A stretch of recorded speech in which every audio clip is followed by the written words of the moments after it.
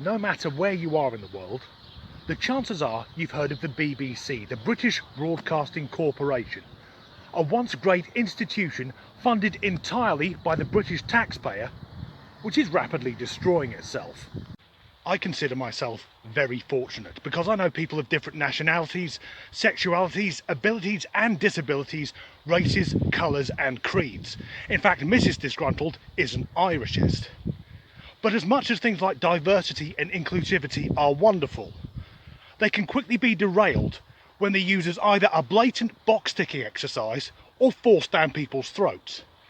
And this appears to be BBC policy. For many years, the BBC's two biggest cash cows were Doctor Who and Top Gear. And the Doctors, played by David Tennant, Matt Smith and Peter Capaldi, all touched on themes of sexuality and race, in a way which was subtle without being overpowering. And then came Jodie Whittaker. I used to be a huge Whovian, so when it was announced that a female would be playing the role of the Doctor, I thought this would be a new and exciting chapter in the Doctor Who story.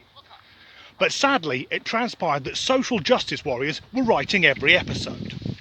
Doctor Who is a sci-fi series, so realism has never been that important. But the woke brigade was so involved in writing the last two series. For example, the Doctor's companions. There's an elderly white man who's there just to be out of touch and the comic relief, thus proving he can't exist in modern society. There's a young Asian woman who's a police officer, and there is nothing wrong with that. Except she's meant to be a police constable at the age of 19. No one is a qualified police constable at that age. And then a young black man, who also happens to be disabled. Honestly, all they need is a Japanese lesbian in a wheelchair and they've got the full set. And then there was Top Gear, the BBC's most lucrative television programme. But a few years ago, Jeremy Clarkson punched an Irishman and he, Hammond and May buggered off to Amazon, and now no one gives a shit about the new Top Gear. And the reason the Grand Tour does so well on Amazon, it's got the original Top Gear presenters, but with a bigger budget, giving even less of a shit who they offend. And now, Ellie Harrison, the white upper-middle-class presenter of BBC's Country File, has decided to give her opinion on racism. So, Country File. It's almost a textbook definition of twee. England on Country File is what Americans think this country looks like. It's a television programme geared almost entirely towards people who read The Guardian. It's a lot like women's football. We all know it exists, but most of us don't give a shit. So, Ellie Harrison gave an interview where she said that the countryside is racist. Interesting wording. The countryside is racist. Not people in the countryside or rural communities. No, the British countryside itself is racist. So that tree there, that's probably a white supremacist. This path is a member of Combat 18, and I've just watched a magpie flying over who's going to set fire to a mosque. But before we get into this, let's look at some basic statistics. And I know I'm a middle-aged white guy, so there will be some people who are desperate to spin everything I say and make me out to be some mental white power racist, which I'm not. But in Britain, the population is still roughly 88% Caucasian. And of the BAME community, the vast majority live in towns and cities. So it makes sense that the vast majority of people in the countryside are white. In the same way that if you went to Beijing, the vast majority of people would be Chinese. But it's worth mentioning that I'm on a nature reserve on the edge of a British town in a very diverse area. So when I'm on these walks, I'll see people of all different races and religions, and that's wonderful, and it reflects the local area. Yet Country File carried out a survey to find out how racist the British countryside is. And there were 3 responses. 1. I'm not racist, so there's no racism in the countryside. 2. I'm black and never experienced racism in the countryside. And 3. I have experienced racism in the countryside. So Ellie Harrison interpreted this as, there is racism in the countryside, but it may or may not be better or worse than everywhere else. So essentially, she's concluded that racism exists, but she doesn't know how much of it goes on or where it happens. If you're British, your licence fee paid for that research. But she wasn't finished yet, because she went on record saying, I believed ignorantly that not being racist was enough.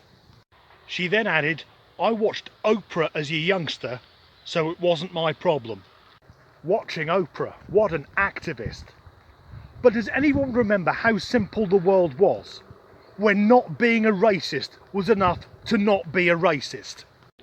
But the Country File presenter continued, there is a big and crucial difference between being not racist and being anti-racist. Being not racist.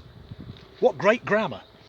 But this is the crux of the matter, because something I utterly fucking despise are overly woke white people using their position, say as a presenter of a BBC television programme, to talk about racism in a patronising and condescending manner. I believe that as a white person, my duty is to support people of colour who are dealing with racism, not speak on their fucking behalf. These are the same arseholes who can't make a cup of coffee without telling you where it's from and how fair trade it is. Like the rest of us are really into slavery. These are the same people who get back to Britain and at the airport will talk loudly on their mobile phone about how they saw the real Thailand and couldn't believe how poor the people were, then get in their Range Rover and fuck off back to Oxford.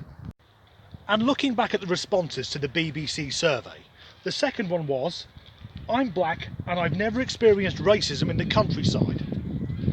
So if you're Asian and got the shit kicked out of you by 10 skinheads, you don't count.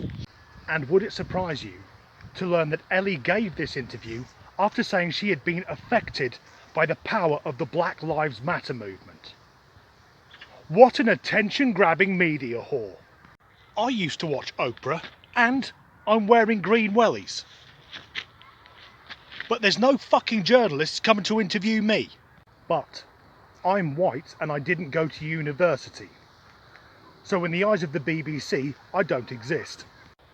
But when I was looking for photos of Miss or Mrs. Harrison, I haven't done that much research on her, I found this one. What's that on the sleeve of her jacket? A Union flag? The symbol of the BNP? Fucking racist! So in conclusion, the countryside isn't racist because that is a ridiculous concept.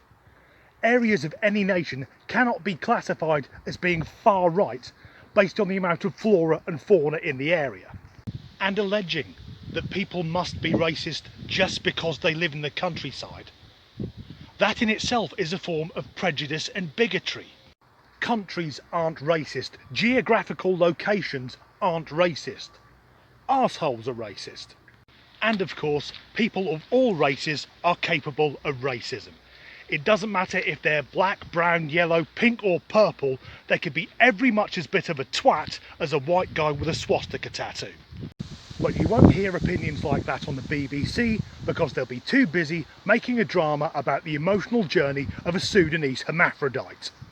Or to put it another way, the BBC is more interested in wasting taxpayers' money making something PC which will appeal to its diversity department rather than making something entertaining. And that's coming from a dick like me walking around a nature reserve with his mobile phone. Thanks for watching. And the dog's eating me.